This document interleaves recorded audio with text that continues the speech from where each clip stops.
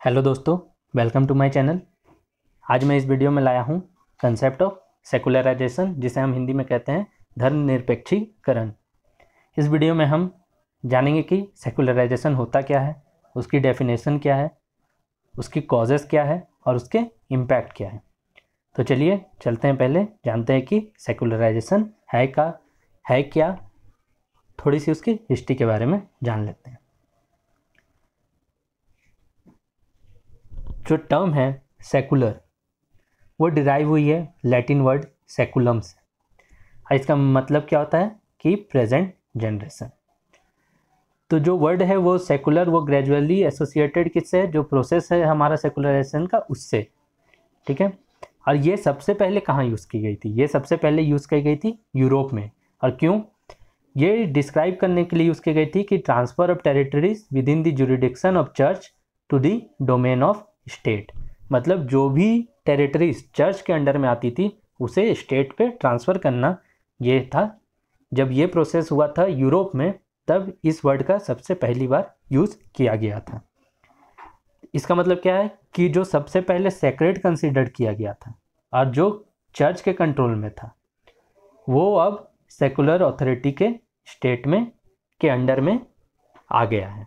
तो सेकुलराइजेशन का मतलब आपको एक सिंपल लाइन में क्या कि जो पहले जो सेक्रेड चीज़ था, जो किसी धार्मिक चीज़ के अंडर कंट्रोल था, उसे वहाँ से चेंज करके किसी डोमेन ऑफ स्टेट के अंडर में ले आना। ठीक है। तो ये है हमारा सेकुलराइजेशन। चलिए अब देख लेते हैं ये प्रोसेस हुई क्यों और इसे और डिटेल में समझते हैं। तो व्हाट इज सेकुलराइजेशन? सेकुलराइजेशन है क्या? हमारा जो सोसाइटी वो डायनेमिक इन नेचर है। डायनेमिक इन नेचर है मतलब कि वो दिन पर दिन चेंज होते जा रहा है, ऐसा नहीं कि वो कांस्टेंट रुका हुआ है। सारे के सारे सोसाइटी कंटिन्यूस चेंज के स्टेट में है और सेकुलरिज्म जो हो रहा है वो इस प्रोसेस को, जो है सोशल चेंज की प्रोसेस को है, उसे एक्सेलरेट कर दिए हैं। एक्सेलरेट कर दिए मतलब बढ़ा दिए हैं। सेकुलराइजेशन, जिसे हम कभी कभी रैशनलाइजेशन के भी नाम से बोलते हैं, ये एक तरह का रिवॉल्ट है। और किसके अगेंस्ट है? Rituals, ritualism, priestism, superstition, concept of purity and impurity. जो ये सब हम देखते हैं कि जो रिचुअल्स, जो ओल्ड बिलीव्स है, सुपरस्टिशन बिलीव की जिसका कि ऐसे होगा वैसे होगा, या कंसेप्ट ऑफ प्योरिटी इम्प्योरिटी, नहीं वो पवित्र है ये अपवित्र है, इस तरह के जो भी कंसेप्ट है, इसके जो अगेंस्ट जो काम कर रहे हैं वो है हमारा सेकुलराइजेशन। तो इसका सेकुलराइजेशन प्रोसेस क्या इंडिकेट कर रहा है कि हमारा डिक्लाइन हो रहा है religious spreading of other social institution. ठीक है। अब ये रिफ़र क्या करता है? ये रिफ़र क्या करता है? ये है एक तरह का cultural transition in which religious values are gradually replaced with non religious value. Secularization क्या है? एक तरह का प्रोसेस है जिसमें जितने भी रिलीजियस वैल्यूज थे वो चेंज हो जा रहे हैं नॉन रिलीजियस वैल्यूज़ में। इस प्रोसेस में रिलीजियस फिगर हेड, जैसे चर्च के लीडर हैं, वो अपना ऑथोरिटी और इन्फ्लुएंस सोसाइटी पे धीरे धीरे खोते जा रहे हैं। मतलब होता है ना कि जैसे कि हम पहले सब पंडित जी या किसी भी प्रीस्ट के बात को ध्यान से सुनते थे और उनकी बात मानते, अब हम उसमें रीज़न खोजने लगे हैं। मतलब हम रिलीजियस बिलीफ से नॉन रिलीजियस बिलीफ में चल गए हैं। तो यही है हमारा सेकुलराइजेशन। इस तरह के प्रोसेस के कारण क्या हो जा रहा है कि जो भी रिलीजियस इन्फ्लुएंस था, जो भी अदर इंस्टीट्यूशन पे, वो दिन पर दिन कम होते जा रहे हैं। अब आते हैं कि ये हुआ क्यों। मतलब ठीक है, पहले तो हम ऐसे थे, तो अचानक से ये चेंज क्यों? तो ये चेंज हुआ है क्योंकि ये मॉडर्न वर्ल्ड में चेंज हुआ है due to increase of scientific and rational thought. ये हमेशा याद रखिए कि ये साइंटिफिक एंड रैशनल थॉट के कारण चेंज हुआ है। इस तरह के थॉट हमें प्रोवाइड कर देते हैं alternative explanation of existence question. मतलब हम हर चीज़ में साइंटिफिकली सोचने लगते हैं कि नहीं ये ऐसा नहीं, ये इस कारण से हुआ, हम हर में रीज़न खोज रहे हैं।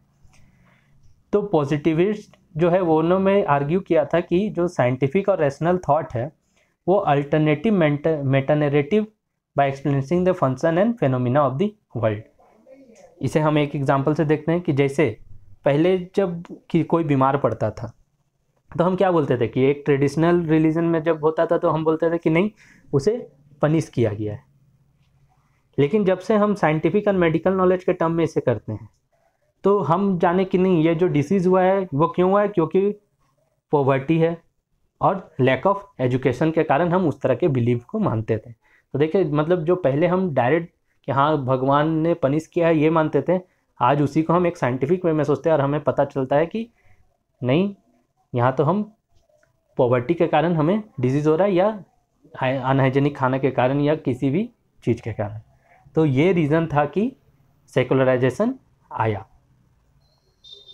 अब चलिए देख लेते हैं हम कुछ इम्पॉर्टेंट डेफिनेशंस, मतलब कोई बड़े बड़े स्कॉलर्स के द्वारा जो डेफिनेशन दिए गए। तो सबसे पहले एम एन श्रीनिवास ने दिया, पहला डेफिनेशन एम एन श्रीनिवास का है।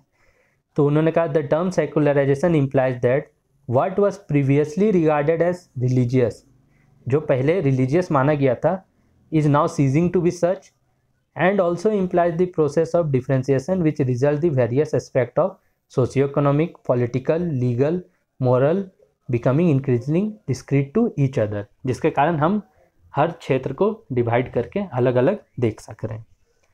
फिर आते हैं विल्सन की डेफिनेशन पे। उन्होंने कहा कि सेकुलराइजेशन एक प्रोसेस है जिसमें religious thinking, practice and institutional loss their social significance.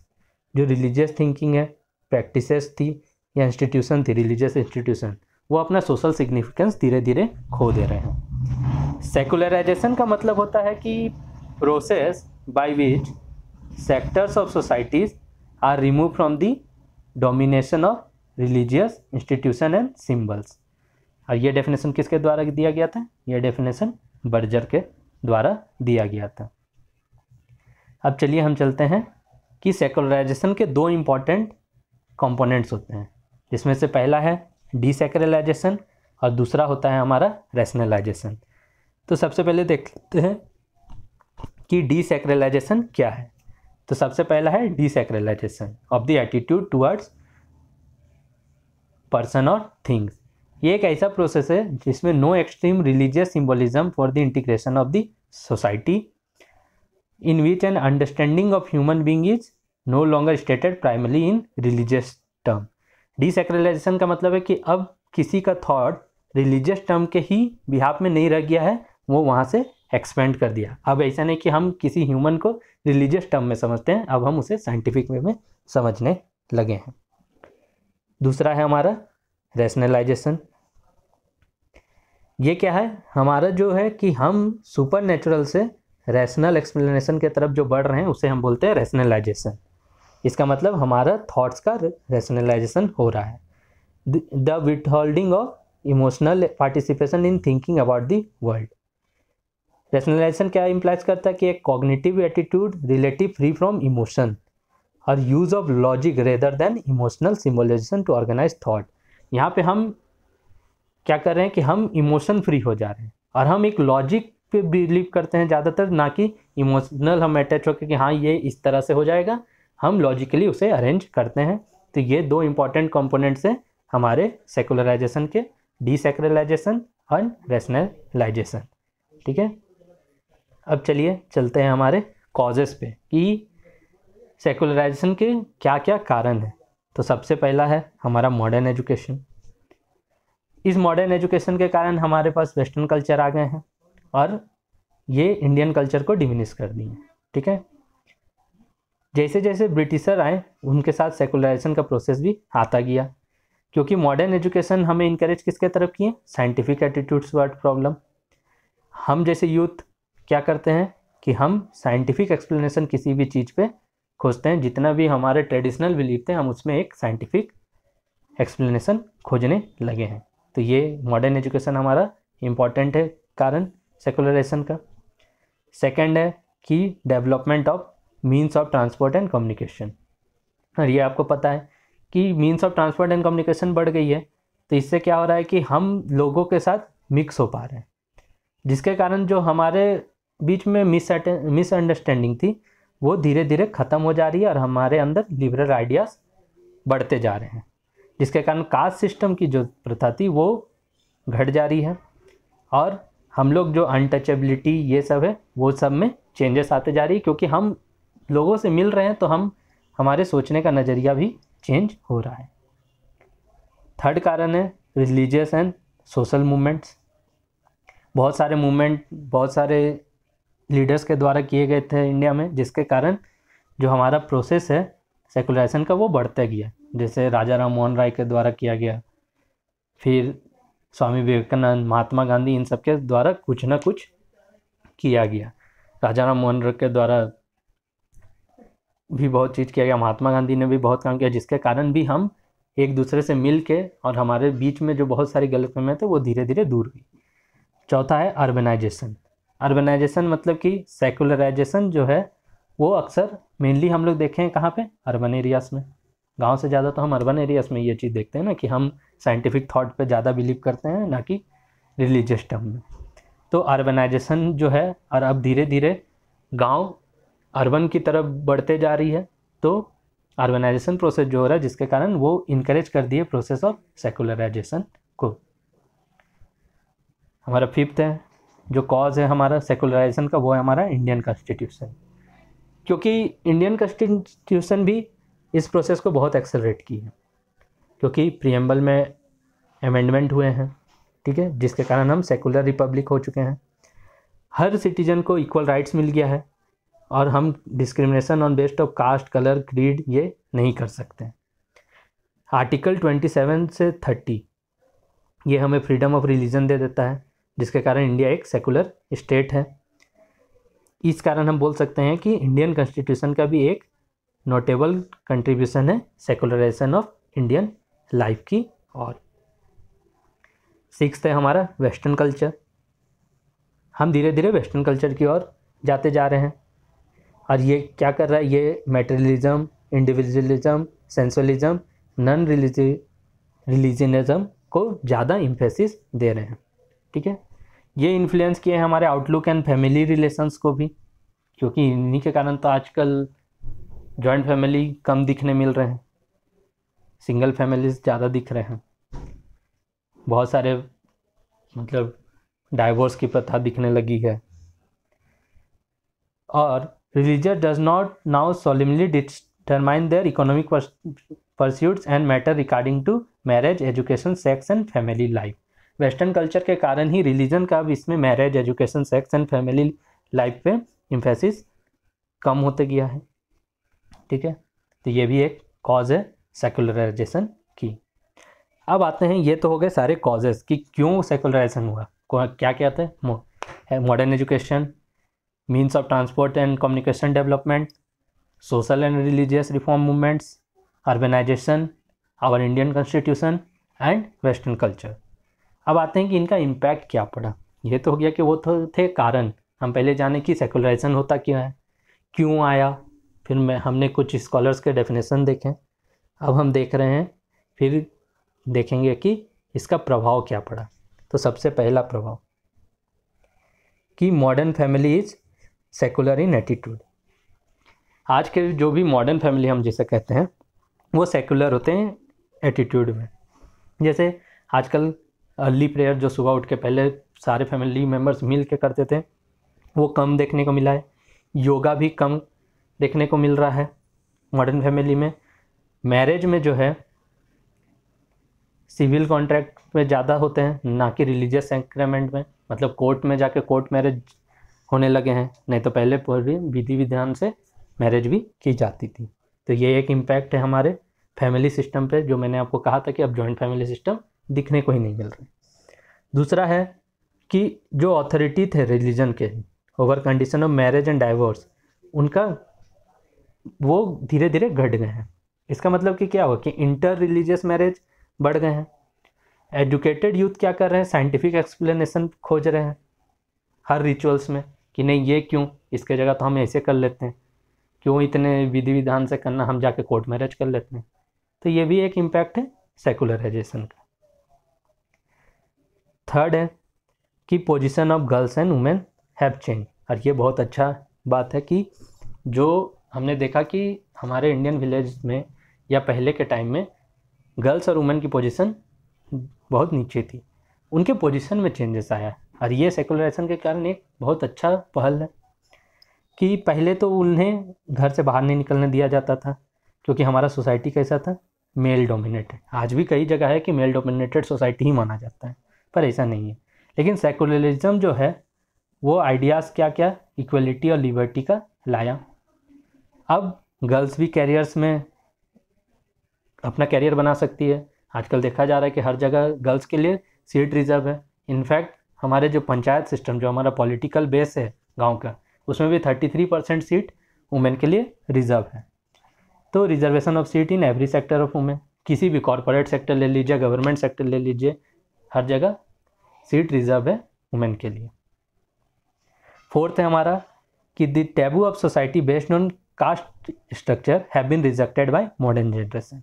ये भी बहुत ज़रूरी थी कि पहले कास्ट के बेसिस पे हम डिवाइड हुए थे कि नहीं वो नीची जाति का है, हम ऊपर जाति के हैं, या हमें वो नहीं देखेंगे, हम नीची जाति के पास नहीं जाएंगे, नीची जाति ऊपर जाति के पास नहीं जा सकते हैं। तो ये जो कास्ट स्ट्रक्चर था ये ख़त्म हुआ है मॉडर्न जनरेशन में, और जो कि बहुत अच्छी बात है।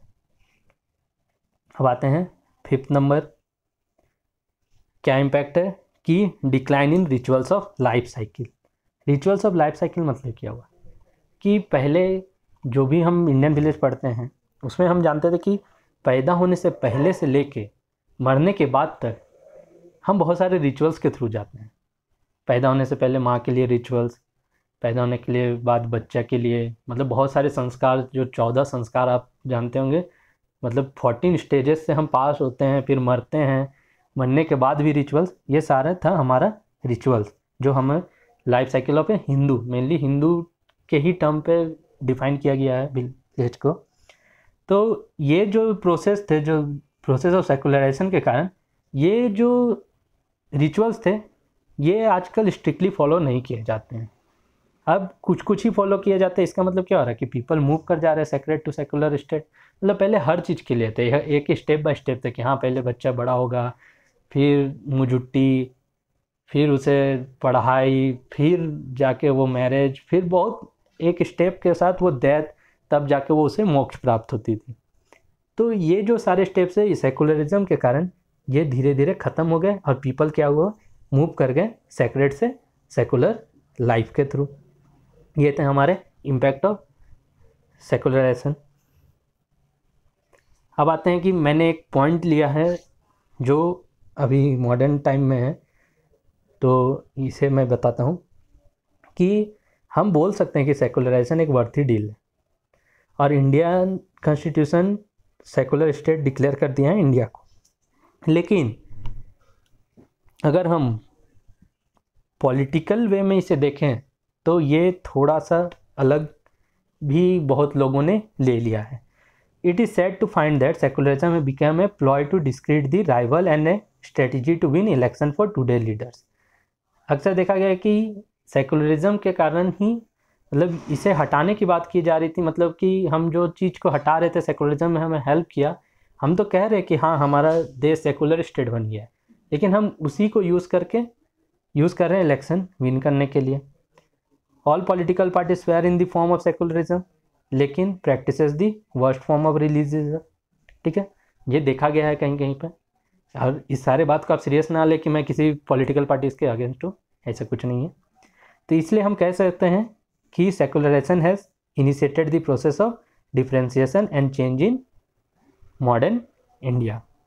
तो ये था हमारा ओवरऑल सेकुलराइजेशन का कंसेप्ट। अब इस वीडियो से आप जान गए कि सेकुलराइजेशन क्या होता है, क्यों आया, कैसे आया, किन कारणों से आया, और इनका प्रभाव हमारे सोसाइटी पे क्या क्या पड़ा।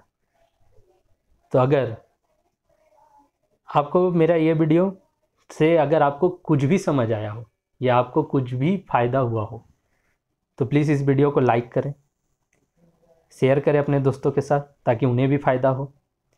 और सबसे ज़रूरी बात, कमेंट ज़रूर करके मुझे बताएं कि आपको ये वीडियो कैसा लगा, और लास्ट में सब्सक्राइब करें और इनकरेज करें मुझे ताकि मैं इस तरह की वीडियो आपके पास लाता रहूं। और इस तरह के रिलेटेड वीडियो अगर आपको और देखने हैं तो मैंने डिस्क्रिप्शन बॉक्स में उसकी लिंक दे दी है, यानी तो आप मेरे प्लेलिस्ट में जाके एंथ्रोपोलॉजी नोट्स में जाइए, वहाँ पे आपको इससे रिलेटेड सारे वीडियोस मिल जाएंगे। थैंक यू दोस्तों, मिलते हैं हमारे नेक्स्ट वीडियो पर।